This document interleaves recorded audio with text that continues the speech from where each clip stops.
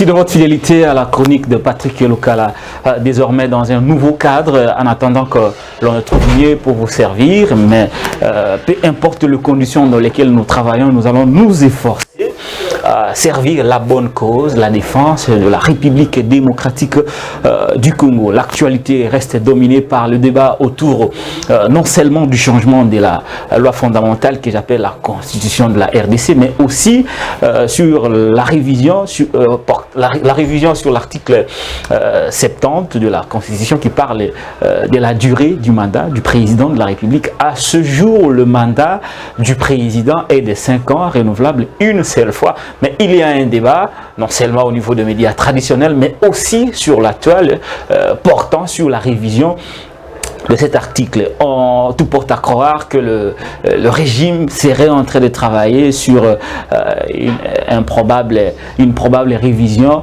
de cet article. Il va falloir ajouter 2 ans de plus pour que le mandat devienne effectivement 7 au lieu de 5. Nous en parlerons tout au long de cette émission. Quelle est l'opportunité de cette révision ou de ce changement?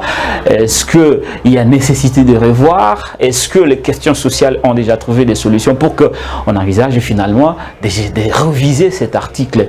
Nous allons y revenir avec notre invité. Et puis, il y a la situation de François Beya. Le collectif Free François Beya réclame sa liberté depuis quelques jours où François Beya n'a pas accès à sa famille. Il est difficile pour les membres de sa famille de le voir, même si son avocat, c'est lui qu'on a considéré comme son avocat conseil et par le soutien que la situation de François Beya est au beau fixe, mais les informations à notre possession font état de la situation très critique de son état de santé. Nous allons y revenir. Pourquoi on le retient?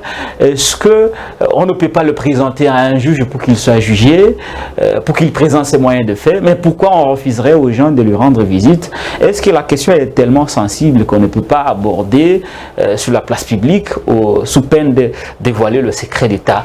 Nous allons poser beaucoup de questions à notre invité et puis nous allons finalement aborder la question du social du peuple congolais. Un journaliste très célèbre a déclaré sur un plateau de télé de Jean-Pierre Kayembe qu'il se pose un problème de planification et de casting dans le régime actuel, le régime de Félix Antoine Tshisekedi Tshilombo. A-t-il raison, a-t-il tort? Lui qui a soutenu ces régimes depuis le début jusqu'à ces jours, a-t-il tort, a-t-il raison?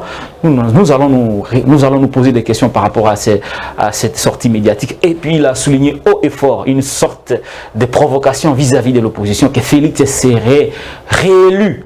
Lui n'a même pas utilisé le conditionnel. Il a dit que Félix sera réélu en 2023 parce que en République démocratique du Congo, il n'y a point d'opposition. Donc le passage est facile pour Félix Antoine Tshisekedi Tshilombo. Et puis la question de leaders d'opinion très inquiétés en République démocratique du Congo, tous ceux qui émettent de points de vue opposés au pouvoir subissent des menaces, des intimidations, des injures. On parlerait d'un plan qui est en train d'être mis en place pour étouffer tous les leaders d'opinion et de journalistes qui dénoncent les antivaleurs qu'on retrouve dans les chefs du régime en place, incarné par Félix Antoine Tshisekedi Tshilombo. Encore une fois, bienvenue dans cette émission de Chronique de Patrick Lokala. Nous recevons aujourd'hui, spécialement dans ce tout premier numéro d'échange direct avec un invité, Alain Bolodjoa. Bonjour et bienvenue. Bonjour à vous, bonjour à tout le monde. En tout cas, merci une fois de plus pour l'opportunité. Merci Alain Bolodjoa de nous avoir honorés. Il faut dire que vous êtes toujours prompt et ponctuel à chaque fois que nous avons besoin de vous. Peu importe les conditions dans lesquelles nous tournons, nous vous sommes tellement reconnaissants. Nous allons commencer avec cette question parce que vous êtes l'une des victimes de l'intolérance. Des leaders d'opinion subissent des menaces tout le jour, des intimidations, des injures. On parlerait de la mise en place d'un plan de réduire tous les leaders d'opinion en silence. D'ailleurs, vous êtes la cible préférée du régime. Est-ce que finalement, vous n'allez pas vous décourager lorsque vous avez des informations faisant état de ce que je suis en train de vous rapporter, des stratégies mises en place pour vous réduire, nous réduire au silence? Est-ce que ça ne vous décourage pas? Et comment pouvez-vous vous comporter en ce moment? Bon, je dirais dire non. Nous savons tous que nos amis du pouvoir, ceux qui prétendent être au pouvoir, ont développé effectivement cette vision de chercher à nous brimer, à nous mater, à nous interdire d'exprimer ce que nous pensons réellement par rapport à la gouvernance du pays. Mais ce qui est vrai, c'est que c'est une mauvaise approche parce que nous avons été vaccinés. Je ne me vois pas abdiquer à mon combat justement pour plaire à ceux qui prétendent avoir le pouvoir. Ils ont certes le pouvoir de décider en usant des instruments légaux, mais ce qui est vrai, il y a une dimension que eux ne maîtrisent pas, c'est que je suis effectivement déterminé à continuer mon combat justement parce que nous incarnons aujourd'hui l'espoir de tout un peuple. Ils ont accédé au pouvoir, ils prétendent avoir milité pendant 37 ans dans l'opposition et aujourd'hui nous sentons que ce sont des néo-kabylistes. Et moi personnellement je ne suis pas surpris de leur attitude, justement parce que je sais que M. Félix Tshisekedi, sortant des entrailles de l'impère, il ne pouvait pas faire mieux. Ce qui veut dire que nous étions déjà préparés et nous pensons que les autres...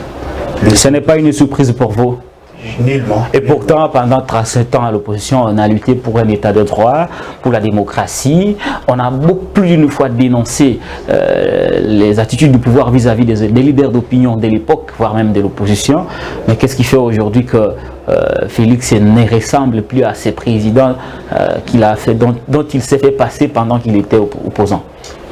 Bon, je ne sais pas si M. Félix Tshisekedi a ambitionné un jour devenir président parce que je considère que c'est un accident de parcours. Déjà au départ, pendant que son père était vivant, il n'a jamais envisagé d'être président du parti, bien qu'à un certain moment, ils ont eu à concocter avec certains membres de sa famille, justement pour préparer son avènement au niveau du parti, mais en réalité, il n'avait pas de vision d'être un jour président de la République. Et il n'a pas été choisi par le peuple. C'est M. Kabila qui a eu à commettre la plus grande erreur de faire de nous président. Donc ce qui veut dire que M. Félix Tshisekedi pendant des années, et d'ailleurs tous les membres de l'UDPS de manière générale, n'étaient que des aigris. Mobutu l'a dit, et je crois que tous ceux qui sont observateurs, fort malheureusement, tous ceux qui sont observateurs savent que ces gens n'enviaient que le poste. Il n'y avait pas d'alternative. Aujourd'hui, ils sont au pouvoir. Ils ne font que réitérer leur volonté à avoir un pouvoir fort avec des gens qui sont faibles, fort malheureusement. Et nous pensons que nous devons continuer notre combat et nous n'allons pas abdiquer, d'autant plus que la vie de toute une nation dépendra de notre capacité à tenir ferme et à atteindre. Est-ce que le peuple est derrière vous et derrière tous ces leaders d'opinion qui ont la prétention de les défendre? Bon, aujourd'hui, nous pouvons prétendre qu'effectivement, le peuple est derrière nous. Ce n'est pas que le peuple nous a choisis comme ses élus, mais ils nous considèrent comme des lieutenants qui sont envoyés en mission. Voyez-vous? Parce que lorsque vous prenez la situation actuelle, lorsque nous prenons parole, nous prenons position par rapport à des sujets, au départ, c'était difficile. La population ne voulait même pas nous croire. La population avait effectivement... il faut dire qu'à un moment donné, Félix a emballé toute la population avec le programme 100 jours. Non, mais bien avant, oui, bien aussi, il a vendu du vent à la population. Et d'ailleurs, au regard de la situation de départ, M. Félix Tshisekedi n'était pas désiré pour lui-même. Il était aimé au nom de son père. Les gens le voyaient comme l'incarnation de son père, sans pour autant se poser la question si Étienne Tshisekedi, qui est son père biologique et idéologique, avait eu à faire preuve de compétences en matière de gestion. Voyez-vous? Ce sont des questions qui doivent être relancées justement pour comprendre l'homme et ses idées. Lorsqu'on parle d'Étienne Tshisekedi, Étienne Tshisekedi a commencé la politique en 1958, avant l'indépendance. Mais on parle plus d'Étienne Tshisekedi à partir de 1982. De 1958 à 1982, on semble négligé. Et pourtant, effectivement, et pourtant, c'est pendant cette période qu'il a commis beaucoup d'erreurs. Doivent être relancées justement pour comprendre l'homme et ses idées. Lorsqu'on parle d'Étienne Tshisekedi, Étienne Tshisekedi a commencé la politique en 1958, avant l'indépendance. Mais on parle plus d'Étienne Tshisekedi à partir de 1982. De 1958 à 1982, on semble négligé.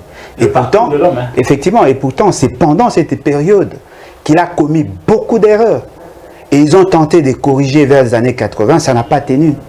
Et justement parce que dans leur démarche, ils étaient d'abord dans l'idée de changer les dispositions de leur statut, du parti impair. Et c'est après, en ayant l'ancrage, qu'ils ont basculé pour créer un nouveau parti. Exact. Donc ce qui veut dire que devant cette réalité, lorsque les gens se sont rendus compte que l'UDPS, c'était, bon, je voulais dire du n'importe quoi, et comme ça, c'est la population qui a commencé à comprendre que nous étions en avance. On comprenait déjà que rien de bon ne pouvait sortir de M. Félix Tshisekedi. Mais au départ, les gens étaient emballés. Ils disaient, non, voilà, Kabila est parti, on doit donner la chance. Mais la chance ne joue pas en politique. Ce n'est pas un jeu d'hasard. Ce qui veut dire qu'aujourd'hui, la population, lorsque nous prenons parole, la population nous soutient. Justement parce que nous sommes en train de relayer ce qui s'est dit tout bas. Mais aussi aujourd'hui... La population a finalement compris que la gestion dont on a rêvé n'est pas celle-là. Et finalement, on ne fait plus confiance. On ne demande plus aux leaders d'opinion de faire confiance, de donner une chance à Félix. Et la population vous a rejoint. Je vais ramasser une autre question par rapport à ces sujets. François Béat, détenu au niveau de l'Agence nationale des renseignements, ça fait aujourd'hui plusieurs jours, voire même 2 semaines. Les membres de sa famille y accèdent difficilement. Les informations à notre possession font état de la détérioration de son état de santé. Georges Kampiamba assure qu'il se porte bien. Est-ce que la situation de François Béat doit seulement être gérée au niveau de l'ANER ou qu'on doit le présenter devant un juge au cas où il serait accusé d'avoir mis en place une stratégie pour déstabiliser ou porter atteinte à la sûreté nationale? Bon, vous le savez certainement, j'ai eu à faire mon master en criminologie. Voyez-vous, bien que je n'ai pas encore fini, mais je suis en cours. Voilà. Donc, je me connais un peu sur le fonctionnement de l'ANER, parce que nous avons tout un chapitre sur le système de renseignement et tout ça. Je vous dis, au regard des missions dévolues à l'ANER, l'ANER n'est pas seulement gérée par la Constitution et la loi, mais il y a tout un protocole. Et dans ces protocoles, par moment, ça heurte certaines dispositions de la Constitution et de loi. L'ANER peut vous interpeller et vous garder en détention au-delà des 48 heures. Parce que les questions qui touchent directement à l'ANER sont des questions sensibles qui touchent directement à la sensibilité de l'État. Parce que l'État a un côté occulte.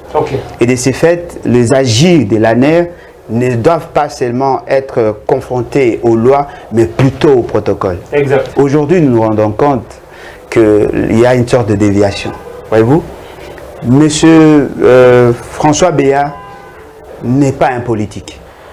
C'est un agent de carrière. Et en tant que tel, la manière de gérer son dossier est différente d'un non-initié qui assume de fonctions. Voyez-vous, lorsque nous avons eu le débat sur M. Kalev, j'avais dit, pour ceux qui m'ont suivi, j'avais insisté sur le fait que la manière d'aborder la question était maladroite. Les approches étaient mauvaises. On ne peut pas prendre un flic, si nous pouvons les appeler ainsi, un flic, et le traiter comme si nous étions en face des Batata Bama Bandeko. C'est un domaine très sensible. C'est quelqu'un qui a eu assumé de fonctions et qui a beaucoup d'informations qui touchent directement à la sûreté de l'État. Et de ces faits, il fallait insister sur le cadre d'abord de son interpellation, mais aussi qui devrait en principe l'entendre. Le conseiller spécial du chef de l'État, là nous sommes dans le principe, c'est celui-là qui gère l'ANER au quotidien. Voyez-vous, il est la hiérarchie, effectivement, il est la hiérarchie institutionnelle de l'ANER. Parce que l'ANER, en tant qu'agence, elle est rattachée à la présidence. Et donc, le conseiller spécial est le répondant. C'est lui le trait d'union entre l'ANER et la personne du président de la République. Et de ce fait, déjà là, l'ANER pouvait être en conflit d'intérêts avec ses traits d'union. C'est lui qui est nommé l'AG de l'ANER. il a été AGA. Avant ça, il était un chef de bureau. Voyez-vous? Alors que M. François Béat était déjà un haut cadre. C'était déjà un cadre de conception. Il a été dans l'ANER, il a été dans la DGM, mais l'AG de l'ANER. Il a été AGA. Avant ça, il était un chef de bureau. Voyez-vous? Alors que M. François Béat était déjà un haut cadre. C'était déjà un cadre de conception. Il a été dans l'ANER, il a été dans la DGM, ce qui veut dire qu'entre les deux, il peut y avoir des conflits d'intérêts.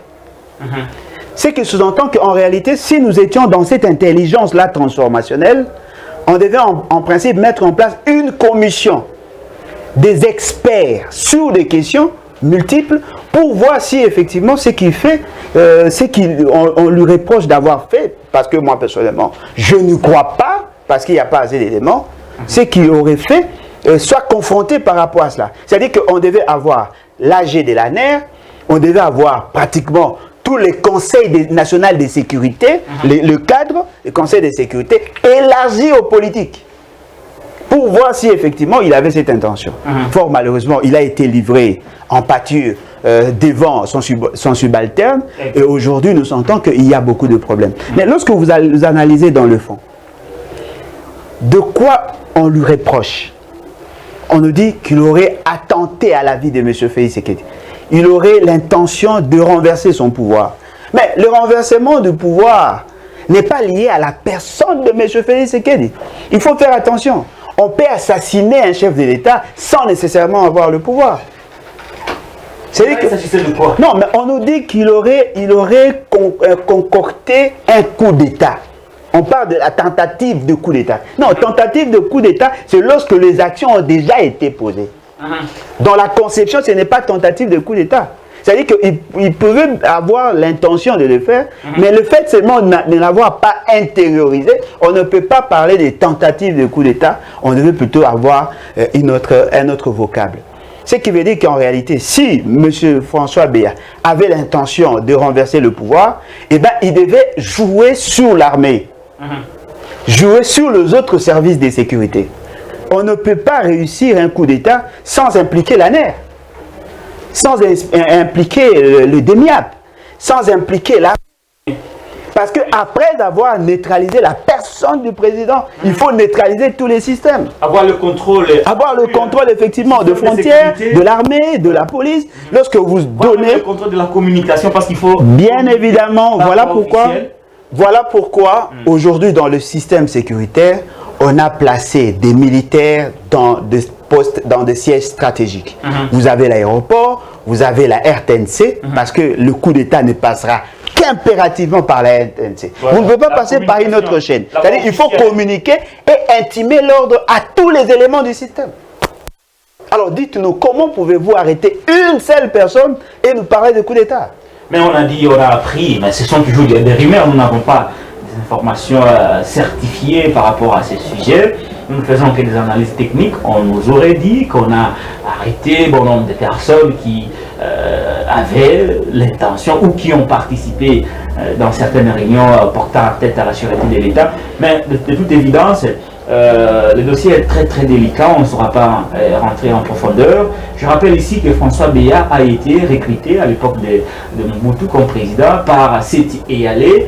Il était le directeur de cabinet d'Honoré Ngwanda à l'époque, conseiller spécial en matière de sécurité de Mobutu. Puis après, lui-même était devenu le dernier, et alors le dernier conseiller spécial en matière de sécurité du président Mobutu, renversé. Après le départ de Mobutu, François Béat est allé au niveau de la DGM, la Direction Générale de Migration, où il a assumé les fonctions de directeur général. Après le départ de Joseph Kabila, l'homme a fait un nouveau rebondissement au niveau de la présidence avec Félix Antoine Tshisekedi Tshilombo, où il a été nommé conseiller spécial en matière de sécurité du président de la République. Voilà brièvement les petits portraits de François Béat, qui est aujourd'hui détenu au niveau de l'Agence nationale des renseignements. Est-ce que c'est bon pour un pays de ne pas bien gérer la situation de ces flics? Nous nous rappelons Honoré Ngwanda, après la chute de Mobutu, il est allé finir sa vie à l'extérieur du pays, au Maroc. Il est mort dans des conditions extrêmement difficiles. Il s'est en allé avec tous les secrets de l'État. Il a fait beaucoup de révélations sur le système de l'État congolais. Après Mobutu, Joseph Kabila a quitté le pouvoir. Kalev aujourd'hui est en cavale, on ne sait pas où il est. C'est encore un autre flic qui n'est pas au pays, qui est à l'extérieur du pays. Et aujourd'hui, François Beya connaît certainement des problèmes. Je suis convaincu qu'au cas où il serait libéré un jour, il va s'envoler à l'extérieur. Est-ce que c'est bon pour un pays comme le nôtre de laisser partir ces flics dans ces conditions? Vous savez, l'État congolais a eu à investir beaucoup d'argent pour leur formation. Ce ne sont pas des gens qui sont de la génération spontanée. Ils ont été recrutés, ils ont été formés et l'État a beaucoup investi. Et de ce fait, nous devions tirer plus de bénéfices de leur présence que de chercher à les neutraliser. Ce qui est vrai, au regard des éléments qui sont diffusés par ces détracteurs, on se rend compte qu'il n'y a pas assez d'éléments. On nous dit qu'il aurait tenu une réunion, mais la réunion, on ne la tient pas seule. Et lorsqu'on vous dit qu'on aurait arrêté beaucoup de gens, mais ils ont quel statut? Et pourquoi on n'en parle pas? Pourquoi on ne cite pas leur nom? Et en réalité, voilà, étaient des militaires. Ce qui veut dire que la compétence ne pouvait pas être dévolue qu'à la CELANER. Il fallait aussi impliquer les DEMIAP qui s'occupent de leur renseignement militaire. Voilà pourquoi j'ai dit qu'on devait mettre en place une commission spéciale. Cela n'ayant pas été fait, nous comprenons qu'ils n'ont pas assez d'éléments. C'est justement parce qu'ils veulent se débarrasser de quelqu'un qui a beaucoup d'informations. Et au regard des éléments qui sont en notre possession aujourd'hui, tous ceux qui ont eu à participer dans le deal Kabila, Félix et Kédi, apparemment tous sont en mauvaise posture. Tous? Tous. Il s'agit de qui? Non, mais il y avait Kalev. Il a participé. Il y a monsieur François Beya. Il y a monsieur Jean-Marc Kabound. Vital Kamere. Toutes ces personnalités semblent être isolées justement parce que monsieur Félix Tshisekedi s'est mis dans la posture développée par Machiavel. Lorsque vous... Ce sont des témoins gênants? Bien évidemment. Bien évidemment parce qu'il n'avait que trois possibilités. Soit les fidéliser, soit les neutraliser, soit les pousser en dehors des frontières. Et apparemment, il est en train de réussir son entreprise. Ce qui est important, il faut savoir que M. François Beya a aussi certainement formé des gens. Et il y a d'autres personnes qui assument de fonctions aujourd'hui au niveau de l'État. Je l'ai dit ici, ce sont des agents de carrière. Ce ne sont pas des politiques. Si vous le bousculez, les autres qui sont là, deviendront de plus en plus sceptiques, même pas ses disciples, même ceux qui n'ont pas de trait d'union avec lui. Ils vont se dire, ah voilà, Congo, cabinet Mercité, vous pouvez les servir et demain on peut vous mettre en prison. Ce sont là des réalités. C'est-à-dire que nous devons arriver à pousser ceux qui ont le pouvoir, s'ils pensent réellement qu'ils ont beaucoup d'éléments que ce qu'on nous présente, qu'on l'amène devant son juge. Parce qu'en lisant la Constitution, dans son article 17, la Constitution a été suffisamment claire. Lorsque vous interpellez quelqu'un, en ayant les 48 heures, il doit être devant son juge. C'est vrai que c'est une question qui touche à la sûreté de l'État. C'est vrai. D'après ce qu'on nous présente. C'est vrai. Même vous l'avez dit que l'ANER peut aller au-delà. Non, mais l'ANER peut aller au-delà à condition qu'il y ait beaucoup d'éléments d'information. Voyez-vous?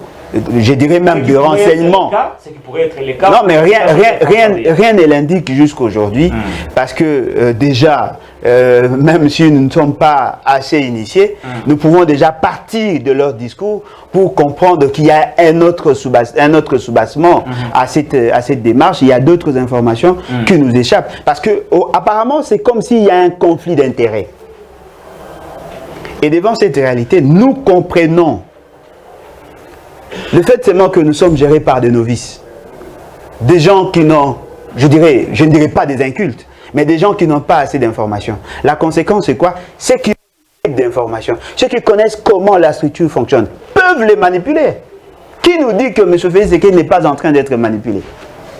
Ah mais ça, ce sont des hypothèses, hein, nous ne faisons que... Non, mais effectivement, qui nous dit? Parce que au regard de ce qu'il y a, aujourd'hui, il y a malaise. Et ce qui est quand même aberrant, vous remplacez un flic de formation et de carrière par un informaticien. Il y a une expérience avérée. Non, mais apparemment, je crains. Il a passé toute sa vie. Non, mais effectivement. Apparemment, au regard de ce qui. Il y a quelqu'un qui m'a dit, Alain Boulodia, c'est vous qui parlez. Il y a quelqu'un du système qui m'a dit, quelqu'un qui était très introduit dans le système Kabila, qui m'a dit, le seul flic plus expérimenté, plus expertisé, c'est François Béa dans l'entourage de Félix Tshisekedi. Donc c'est une grosse perte pour le président de voir son meilleur flic en détention aujourd'hui et que sa situation n'est pas toujours claire. Bon, vous voyez, si nous pouvons réfléchir au-delà de ce que nous voyons, c'est aussi possible, c'est aussi probable que M. Félix Tshisekedi soit manipulé justement pour l'avoir lui. Là, nous réfléchissons en intellectuel. Ouais, c'est-à-dire qu'on peut le pousser à se débarrasser des gens qui constituent une sorte de bouclier pour son pouvoir pour lui, et pour l'avoir. Non, comment pouvez-vous expliquer? On a fait partir l'AG de la NER sous prétexte qui serait du Bandundu, qui serait en relation avec l'opposition, probablement il pourrait être utilisé. Mais ce monsieur a fait ses preuves. Il a été formé dans des grandes académies. C'est vrai ça. Et aujourd'hui, on plante. Je ne suis pas contre l'AG de l'année aujourd'hui. Parce que lui aussi, il a été formé. Lui aussi, il a été formé, il a une expérience. Dans les services, hein. Il a travaillé pendant longtemps, c'est un agent de carrière. Il a assumé de fonctions. Il a été vice-gouverneur pour le compte du MP. Il a été communicateur de la majorité présidentielle. Ça, c'est bon. Lui aussi était kabiliste. Bien évidemment. Mais il n'y a que les kabilistes qui sont là. Ne parlez pas de l'expertise et de l'expérience avec les membres de l'IDPS. Il ne travaille pas pour Joseph Kabila, il travaille pour son État. Non, mais bien évidemment. Mais est-ce que vous savez qu'aujourd'hui, le fait seulement d'avoir fait partie l'AG de la NER, qui était là, vous faites partie François Béa, vous faites partie de 3 personnes, et ils ont l'intention de faire partie le chef MG. On a perdu comme ça Delphin Kaimbi. Effectivement. C'est-à-dire que tous ces éléments-là qui pouvaient constituer le point fort du régime pour le pays et pour la personne de Félix Tshisekedi. Pour le régime, pour le pays. Non, mais effectivement. Les renseignements travaillent d'abord pour le pays, mais aussi pour celui qui est en fonction. Voilà. Ce qui veut dire que M. Félix Tshisekedi devient de plus en plus nu. Et je crains que le pire n'arrive. Le pire n'arrivera pas. Espérons. C'est notre président, nous avons l'obligation de le protéger dans cette situation. Si c'était Alain Boulodia qui était à la place de Félix Tshisekedi, il aurait fait quoi? Non, mais le problème c'est que le plus grand péché de ceux qui arrivent au pouvoir, ils veulent gérer des domaines sensibles avec autant de légèreté. Voyez-vous, vous êtes président de la République. Ils ont prêté serment devant la nation, ils vont être au service de la, devant la population, qui seront au service de la nation. Mais laissez-leur la latitude de bien faire leur travail. La confiance n'exclut pas le contrôle. Oui. Mais ne jetez pas en pâture leur mémoire. Aujourd'hui, M. François B a coupé dans le cachot. C'est un haut cadre. Nous ne parlons pas d'un simple agent. Un haut cadre. Supposons aujourd'hui qu'il mourrait. L'État va faire. C'est probable, effectivement, alors que nous avons investi beaucoup d'argent. Supposons aujourd'hui qu'on le mettait en prison et qu'il avait effectivement l'intention de commettre ces coups d'État. Mais les agents qui étaient avec lui, qui pouvaient faire le travail avec lui, sont encore dehors. Supposons qu'aujourd'hui qu'il arrivait à s'enfuir, à être à l'extérieur et être sollicité par l'ennemi de la République. Ce qui veut dire, apprenez à gérer le personnel. Merci beaucoup Alain Boulodia. Merci beaucoup. En clôture ce dossier, François Béa, nous avons donné nos points de vue techniques. Alain Boulodia a fait des études, des recherches sur la criminologie et il parle en tant qu'expert. Je crois que les politiques aussi tirent beaucoup de leçons, beaucoup d'expertise dans des émissions telles que celles que nous sommes en train de réaliser. À ce jour, je me rappelle, Laurent Désiré Kabila avait recruté beaucoup de ses fidèles au niveau des médias. Et je crois que ça peut être le cas pour Félix Tshisekedi de recruter aussi par voie médiatique. Pourquoi pas prendre, par exemple, Alain Boulodia? Non, non, sans effet. Qui a une expertise. Non, jamais. Qui a mené des recherches. Non, là, c'est pour aider l'État. Non, ça. Travailler non, je considère ça comme une insulte, sincèrement. Ah, vous pensez ça? Jamais. Je n'ai jamais révélé ça. Jamais. Non, si on vous demande d'aller... Non, mais le on, là, c'est qui? Si le président de la République vous demande... Non, mais voilà pourquoi il dit pas lui. Donnez cette expertise que vous avez. Non, je ne suis pas... C'est des avis techniques. Non, il y a des gens plus intelligents que moi qui travaillent avec M. Félix Tshisekedi, mais qui n'ont pas la possibilité de se mouvoir. Comme qui? Ils sont nombreux. Mais François a été avec Félix Tshisekedi, il est au cachot. Non, par exemple, pour ces dossiers, on peut vous consulter. Non, mais pourquoi? Il y a des... Non, ne sous-estimons pas l'ANER. Il y a une grande charpente institutionnelle, l'organigramme de l'ANER. Il y a beaucoup de départements, beaucoup d'experts qui ont été formés en Israël, aux États-Unis, en Chine, partout, en Russie. Ils ont été formés. Il y a des gens intelligents. Nous sommes politiques.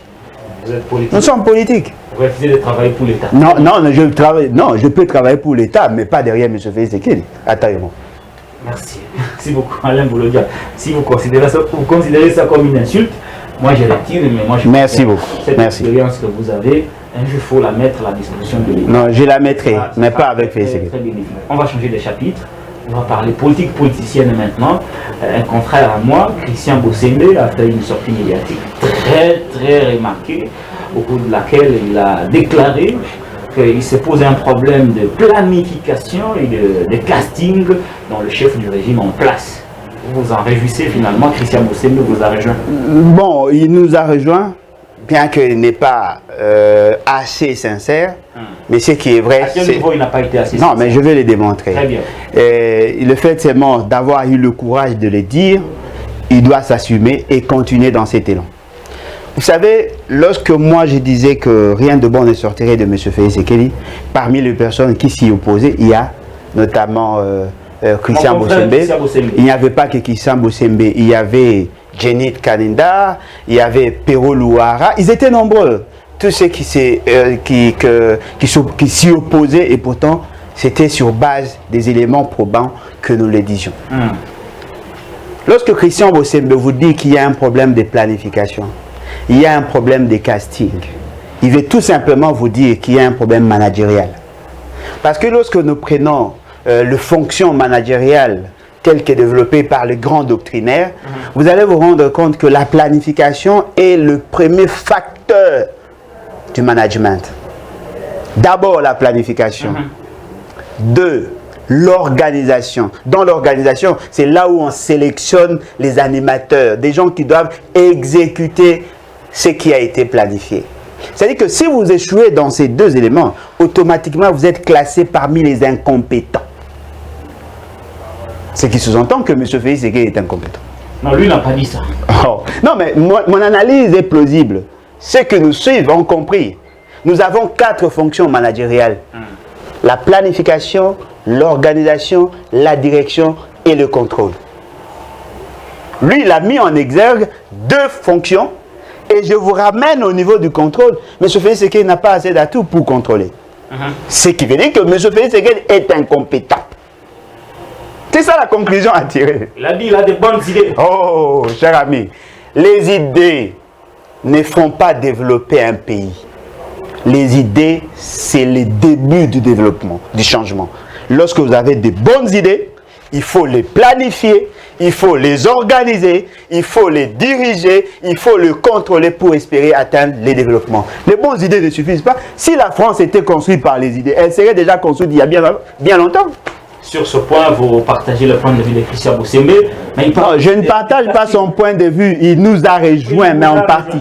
Il vous a rejoint, mais en partie. Le casting. Il se pose un problème de casting.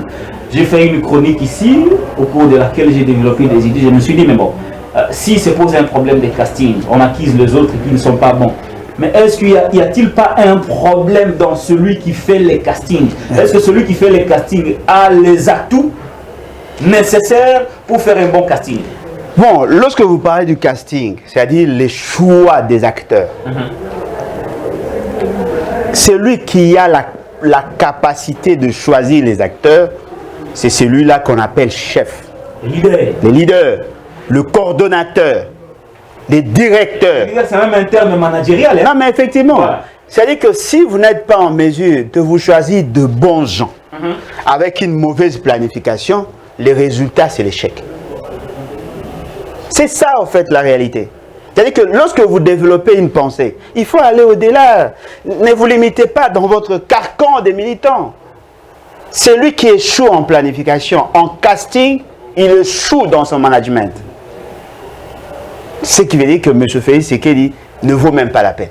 Alors, lorsque vous dites que le fait qu'il a échoué, étant donné qu'il a échoué du fait qu'il n'a pas fait une bonne planification, une bonne organisation, mais vous soutenez quand même qu'il sera président de la République. Ce qui veut dire pour une inutilité du pouvoir. Il a dit, même si Félix a des bonnes idées, il s'est posé un problème, il parlait très bien, un problème de planification et de casting, mais en face de lui, il n'y a pas d'opposition. C'est-à-dire qu'Alain Bolodja, comme opposant, n'existait pas. Martin Fayoulou, comme opposant, n'existait pas. Adolphe Mouzo, donc il n'y a pas opposition. Félix sera réélu en 2020. Non, mais l'opposition n'existe plus. Non, l'opposition en tant qu'organisation, je ne pense pas qu'il a totalement raison. Mais l'opposition en tant qu'État, mais le plus grand opposant de M. Félix, c'est son incapacité à se choisir de bons collaborateurs. Ah, mais à quel niveau ça peut être? Non, mais attendez. Qui s'oppose contre M. Félix Tshisekedi? Parce que dans l'idée que nous développons au niveau national, nous pensons que l'opposition, c'est en termes d'organisation. L'opposition, c'est tous ceux qui ne se retrouvent pas dans ce que lui fait. Ils s'y opposent. Il y a la société civile qui est dans une posture de résistance par rapport à une mauvaise gouvernance. La population s'oppose à la manière de gouverner. Mais au regard de la charpente, de la stratification au niveau sociétal, l'opposition doit utiliser la classe politique. La population ne se retrouvant pas dans la personne de Félix Tshisekedi, c'est déjà un obstacle. Dans une démocratie, il ne peut pas avoir de voix. Donc l'analyse de Bossembé est fausse. Non, son analyse est approximative. Justement parce qu'il amène une posture d'un militant. Mais s'il était dans... Il a parlé comme journaliste. Non, il n'a pas parlé comme journaliste, il a parlé comme militant. Parce qu'en réalité, dans la dialectique, il ne pouvait pas tirer une telle conclusion. Prenons. L'opposition en 2018, prenons 2016, l'opposition était émiettée. La population a voté contre Kabila. Et c'est Fayoulou qui a été l'élu. C'est-à-dire que même si l'opposition n'est pas assez structurée, le fait seulement qu'il y aura des gens qui vont postuler aux élections que vous attendez, en réalité, pas moi. En réalité, la population, au regard des insuffisances notoires qui caractérisent ceux qui sont au pouvoir aujourd'hui, et lui-même l'a dit, la population va voter contre Félix Tshisekedi. Et la population ne votera pas probablement pour l'opposition, mais la population votera contre la personne de Félix Tshisekedi. Parce que son communicant l'a dit, qu'il ne vaut rien en tant que manager. Voyez-vous? Ce sont là des réalités. Ce qui est aussi vrai, il faut savoir que lorsqu'on dit que l'opposition n'existe pas, l'opposition n'est pas organisée. Non, ne confondez pas l'organisation d'un parti politique et l'organisation des enjeux et par rapport aux enjeux électoraux. Un candidat indépendant peut gagner les élections. Parce que là, vous ne parlez qu'en termes de partis politiques. Prenons l'exemple. Donc vous dites, même si l'opposition ne s'organise pas, même s'il n'y a pas de candidat commun, nous l'avons vécu d'ailleurs en 2018, vous l'avez rappelé, n'importe qui, moi j'ai dit hier lors de ma chronique, même Alain Bolodja peut battre Félix, même Gauthier Sey peut battre Félix, parce que les gens ne vont pas voter. Surtout Gauthier Sey. Les gens ne vont pas voter Alain Bolodja, ils ne voteront pas Gauthier Sey, mais ils vont voter contre Félix et Alain sera bénéficiaire du vote contre Félix. Non mais ça a été démontré. Même là où Fayoulou n'a pas battu campagne, les gens ont voté. Il n'est pas allé par exemple au Sankourou. Mais voilà. Il a gagné Chadari, il a gagné Félix Tshisekedi. Voilà. C'est-à-dire que le problème, c'est que la population, pour la population, les élections, c'est un mécanisme de sanction. Lorsque vous avez un communicant qui vous dit que mon chef ne vaut rien, mais il sera maintenu au pouvoir. C'est-à-dire que... Il n'a pas dit que son chef ne vaut rien. Non, mais attendez. Non, mais voilà, je vous ai fait la démonstration.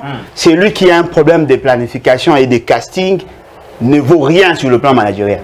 Parce que ce sont les deux fonctions qui font de quelqu'un un leader. S'il n'a pas ses atouts, donc il n'est pas leader.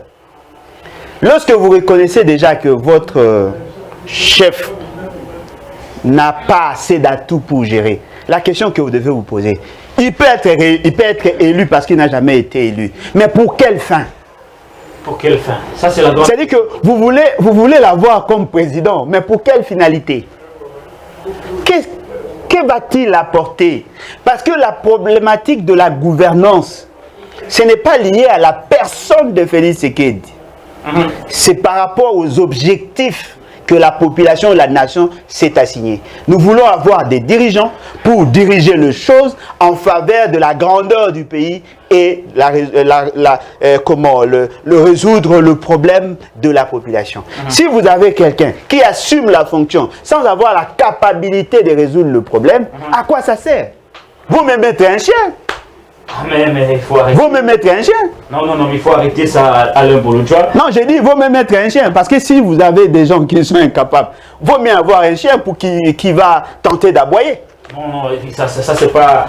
non, c'est une métaphore. C'est une métaphore. Non, cette métaphore-là, elle n'est pas bonne, Alain Bolodjoa. Je vais ici vous lire un extrait de propos du président de la République avant qu'on aborde les tout derniers sujets. Il nous reste encore un peu de temps, Alain Bolodjoa. Il est irréaliste et improductif, voire suicidaire pour un pays de notre sous-région de penser qu'il tirerait toujours des dividendes en entretenant des conflits et des tensions avec ses voisins. Félix Tshisekedi a pris position finalement contre Paul Kagame et c'est dans un ton fort qu'il a prononcé cette phrase. Vous pensez vraiment qu'il y a des amours total entre Paul Kagame et Félix Tshisekedi, même s'il ne l'a pas cité nommément? Alors, commençons d'abord par là. Il parle de qui en réalité? Parle-t-il de Kagame, de Museveni ou d'un autre président africain? Il doit nous le dire. Et il a prononcé ses propos dans quel cadre? Parce que par moments, on veut nous emballer par des propos captieux pour nous faire voir que nous avons un président responsable, capable de dire non à Kagame. Il ne parlait pas, non, voilà, il ne parlait pas, il a peur. Non, mais il a parlé. Une belle phrase, intimidatoire, non, mais non, voilà, non. On veut nous impressionner. Non, dites-nous, il a prononcé, il a fait cette déclaration dans quel cadre? C'était chez lui à la maison, dans un sommet, son bureau ou entre amis? Qui a rendu public ces messages? Commençons par là. Si nous ne savons pas identifier la personne qui a mis à la place publique ces propos, nous risquons d'être emballés comme ça. Ces gens-là sont forts en mensonges. Et si ces propos proviennent de M. Félix, il vous souviendra, lorsque Kagame avait déplacé des propos, avec des propos désobligeants, avait heurté notre sensibilité, M. Félix nous avait dit qu'il connaît les canaux par lesquels il pouvait faire passer son point de vue. Aujourd'hui, qu'est-ce qui a changé? Et au-delà de tout, faire des déclarations, c'est une chose. Être pris au sérieux en est une autre. Ça, c'est terrible. Qui vous dit que... Les nuances d'Alain Bolodjoa. Non, mais qui vous dit que M. Kagame aura peur de propos sur les réseaux sociaux dont l'origine n'est pas connue? Voilà. Il n'a même pas réagi. Est-ce que vous avez vu son ambassadeur réagir? J'aurais souhaité que M. Félix ait ce ton-là. Le jour où on s'était attaqué à Mukwege. J'aurais souhaité que M. Félix ait ce ton-là. Lorsqu'on avait semblé saboter la mémoire de plus de 15 millions de Congolais qui ont été répertoriés au niveau international. Ça, ce sont de moments forts. Aujourd'hui, les dire, alors qu'il n'y a aucun élément nouveau qui s'ajoute, je considère ça comme un propos captieux destiné aux faibles d'esprit. Merci beaucoup Alain Bolodjoa. On va prendre le tout dernier sujet. Il s'agit du changement de la constitution de la RDC. À l'époque de Joseph Kabila, on avait tenté, il y avait même tout un ouvrage dédié au changement de la loi fondamentale, écrit par Bochab à l'époque, entre l'inanition de la nation et la révision, le changement de la constitution. Ça fait débat, et puis finalement on n'a rien revu. Aujourd'hui, il y a un autre débat, d'abord sur le changement de la Constitution, puis la révision de l'article 70. Mais parlons-en d'abord du changement de la loi fondamentale. d'après vous, scientifiquement parlant, même si nous sommes vers la fin, nous allons nous efforcer de donner le meilleur de nous-mêmes, est-ce que il va falloir qu'un jour nous puissions changer finalement la constitution de la RDC? Bon, ça c'est un point de vue scientifique. Non, mais effectivement, nous, au niveau de la nouvelle classe politique de l'opposition,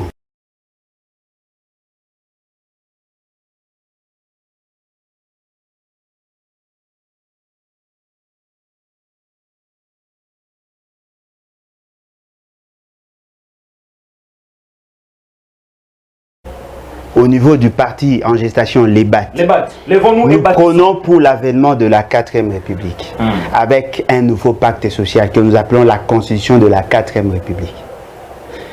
Mais sur le plan technique, sur le plan faisabilité, sur le plan opérationnel, il va falloir impérativement passer par la révolution. Parce que lorsque vous parlez d'une nouvelle constitution, c'est-à-dire qu'il y a une rupture avec les passés. C'est ça le principe. Nous avons eu une constitution de la transition, 2003-2006. Dans ces dispositions transitoires, il a été dit qu'on avait annoncé l'avènement d'une nouvelle constitution. Or, dans le cas d'espèce, cette constitution qui est en vigueur n'a pas de dispositions transitoires qui annoncent une autre constitution. Ce qui veut dire qu'il faut que l'on brise. Il y a des dispositions fermées. Non, mais au-delà des dispositions fermées, pour quitter d'une constitution à une autre, on bascule d'une république à une autre, on bascule d'une philosophie à une autre, on bascule d'un régime à un autre. Est-ce qu'il y a opportunité? Non, mais voilà pourquoi j'ai dit. Aujourd'hui, au regard de faiblesse, d'état que nous constatons dans la gouvernance, nous nous prenons pour l'avènement de la 4e République, avec la constitution de la 4e République. Cependant, pour y arriver, il faut qu'il y ait d'abord révolution. Quel genre de révolution? Non, mais la révolution populaire. Révolution. Deuxième étape, convoquer un congrès fondateur. Troisième étape, proposer un pacte social qui passera impérativement par référendum. Quatrième étape, organiser les élections pour avoir de nouvelles institutions. C'est ça la philosophie doctrinale de constitution. Et nous l'avons lu. Alors dites-nous, si vous voulez changer des dispositions frappées d'immutabilité, cela sous-entend que vous voulez briser le pacte social qui constitue le socle de votre pouvoir. Ça, c'est un coup d'État constitutionnel. Très bien. Un coup d'État constitutionnel à l'Embolodoua. J'ai retenu un concept. Il faut d'abord, dans les étapes que vous m'avez citées, avant cela, vous avez parlé de la révolution. La révolution, on connaît que la révolution a plusieurs formes. Il s'agit de quelle révolution? Non, mais la révolution... Et cette révolution va se passer comment? Non, mais c'est simple. Vous voulez qu'il y ait rupture. La révolution, c'est ces changements brutaux. C'est à vous maintenant de définir quels sont les instruments à être utilisés. Qui va provoquer ça? Le peuple lui-même? Non, mais bien évidemment, la constitution est claire. La constitution est claire. Vous ne pouvez pas, vous, politique, décider sur la rupture alors que la population continue à soutenir sa constitution. Il faut convaincre la population. Elle est très sensible. À chaque fois qu'on parle de la révision, il faut... changement, le peuple est très non, mais effectivement, sensible. Effectivement, parce que les gens ne comprennent pas. C'est l'obstacle des choses. La constitution aujourd'hui, c'est un contrat social. La constitution aujourd'hui, c'est un pacte de paix. C'est un accord signé entre 450 tribus et les institutions de la République. Vous n'avez pas le droit de vous réveiller un matin comme un fou. Vous décidez comme ça, de manière unilatérale, de changer la philosophie de la Constitution, justement pour plaire à la personne des pays séquels. Peut-on changer une Constitution par des soucis conjoncturels? Non, voilà, M. Félix Tshisekedi doit rester au pouvoir pendant... Non, ce n'est pas à vous de décider. Vous êtes liés par la Constitution. Un député qui propose les changements de la Constitution viole la Constitution parce qu'ils n'ont pas qualité. Ah, les députés n'ont pas qualité d'initier le... Ils n'ont pas qualité. Lisez la Constitution, lisez les grands doctrinaires. Je vous cite ici Georges Burdeau, qui est un grand doctrinaire. C'est un juriste qui est connu, qui a écrit Droit constitutionnel et institutions publiques. Dans son approche sociologique du droit, il vous le dit, celui qui est lié par la loi ne peut pas la changer. Qui doit la changer? Non, mais le peuple qui est souverain. Alors dites-moi, comment vous qui n'avez pas qualité, allez-vous demander à la population de changer la constitution? Nous pouvons le faire. Nous demandons à la population de changer la constitution. Or, pour changer la constitution, il faut briser... Non, on ne change pas la constitution par pétition. Mais la population fera la pétition parle de la révision. Non mais attendez, quand vous dites... Lisons la constitution. L'émission est hautement scientifique. Quand vous dites nous allons demander au peuple de changer sa constitution, quelle sera la méthodologie? Parce que vous dites qu'on ne peut pas procéder par pétition. Quelle sera la méthodologie pour changer la constitution? Non, mais c'est simple. La Constitution dit lorsque vous avez des gens qui accèdent au pouvoir par devoir scabreux et qui l'exercent en violation dès la Constitution, le peuple doit récupérer son pouvoir. Cela veut dire quoi? Lorsque quelqu'un brise le pacte, la population peut se prendre en charge et imposer sa philosophie. Parce que la Constitution, c'est la volonté cristallisée du peuple. Le peuple peut se décider de dire non, voilà, je ne veux plus de cette Constitution, j'adopte la Constitution de l'Ébat. Mais pour l'instant, ce peuple-là est attaché à la Constitution. Non, mais justement parce que nous n'avons pas encore proposé notre Constitution. Très bien. Voyez-vous, le jour où on va proposer notre Constitution, on va tomber dans cette procédure. Mais maintenant, pour la mettre en application, il faut faire passer le torchon, enlever toute la saleté qu'il y a pour imposer un nouveau changement. Voilà. Merci beaucoup Alain Bolodja. Notre émission est d'une heure. Je fais signe à mon réalisateur. L'émission c'est d'une heure.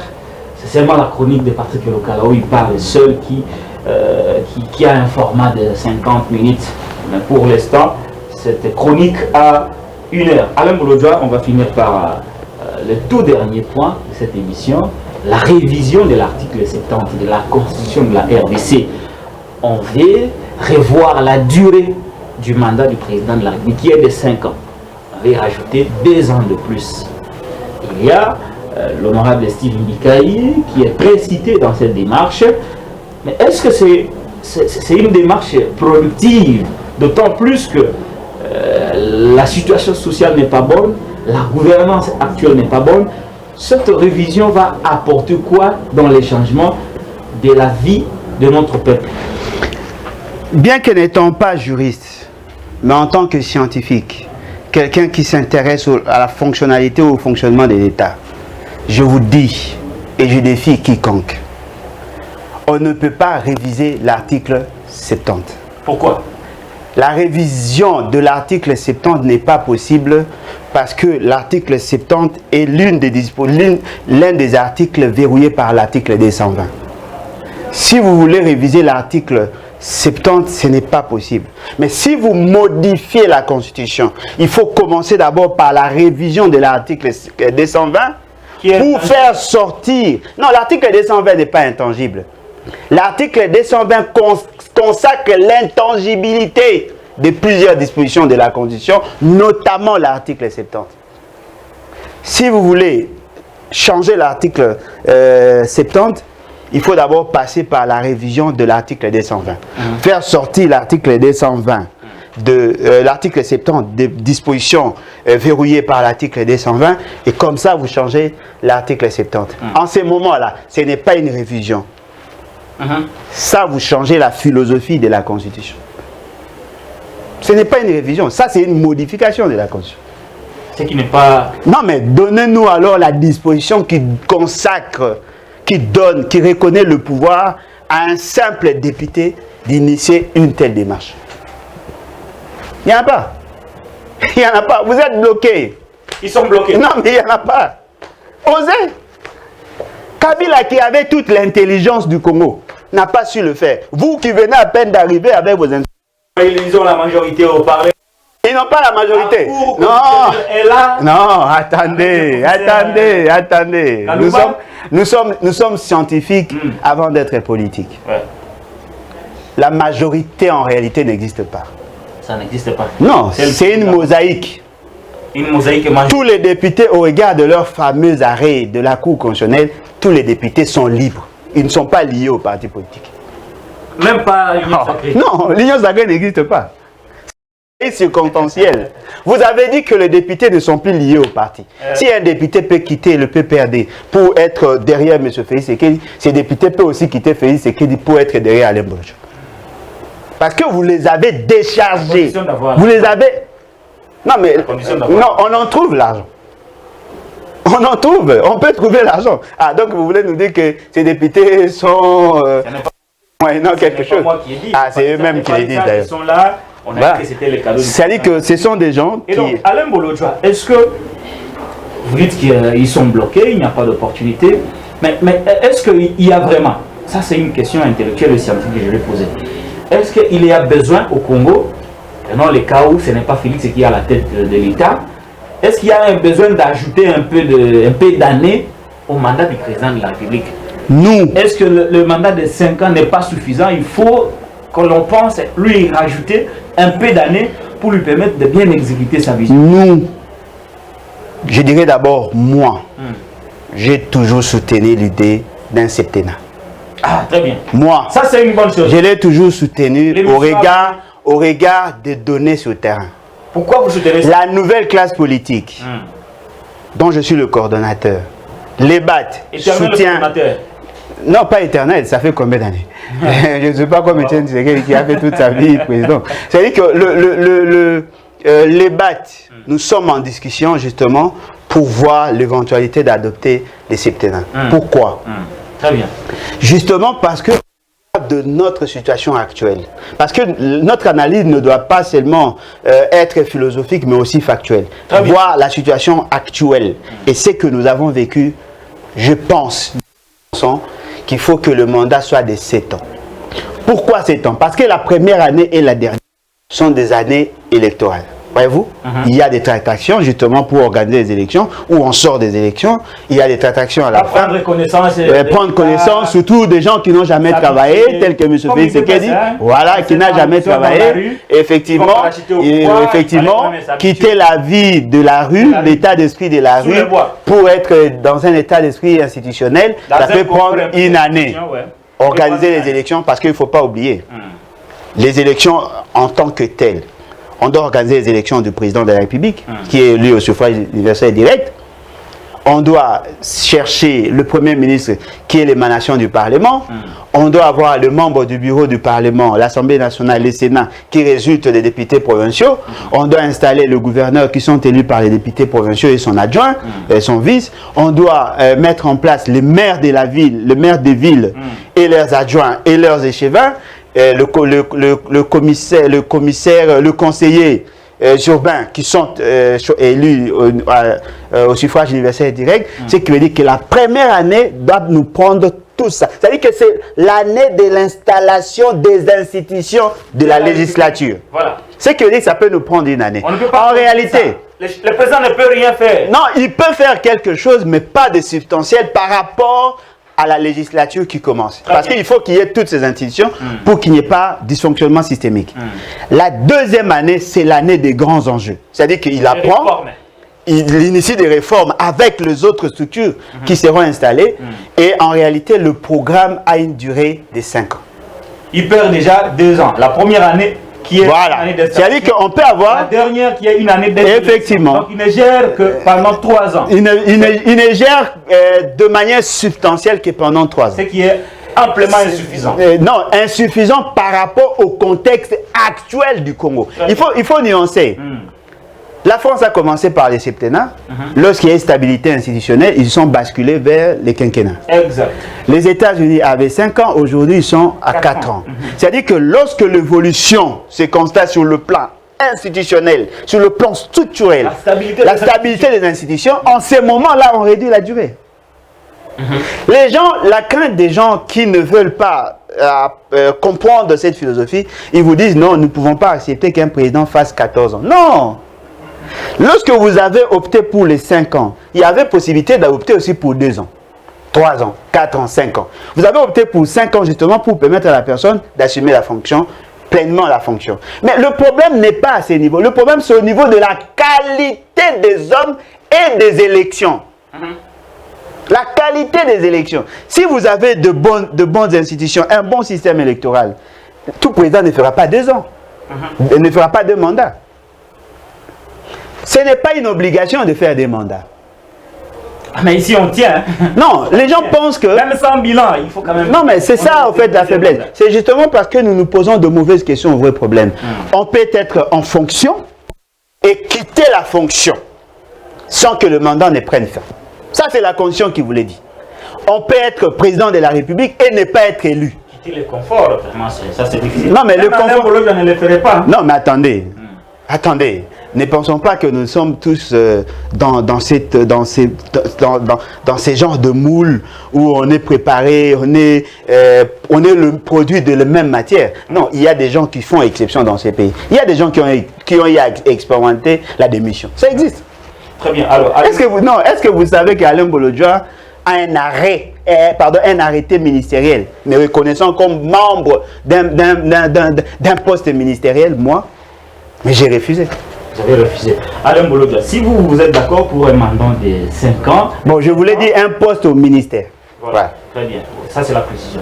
Si vous militez pour un mandat de 7 ans, moi, je milite pour un seul mandat de 7 ans. C'est-à-dire que si un jour, on va y arriver à revoir les dispositions de la loi fondamentale, ou même changer la loi fondamentale, j'aimerais bien qu'on ait un seul mandat, mais de 7 ans. Non, mais ce sont des options. Ce sont des options parce que là, il y a deux éléments. La durée du mandat et le nombre de mandats. C'est dans la même disposition, dans le même de la Constitution, mais cela recherche, ne vise pas le même objectif. Pourquoi avons-nous limité le mandat à 5 ans? Et pourquoi avons-nous voulu réduire le nombre de mandats à 2, la probabilité de n'avoir que 2 mandats? Pour faciliter la circulation de l'élite.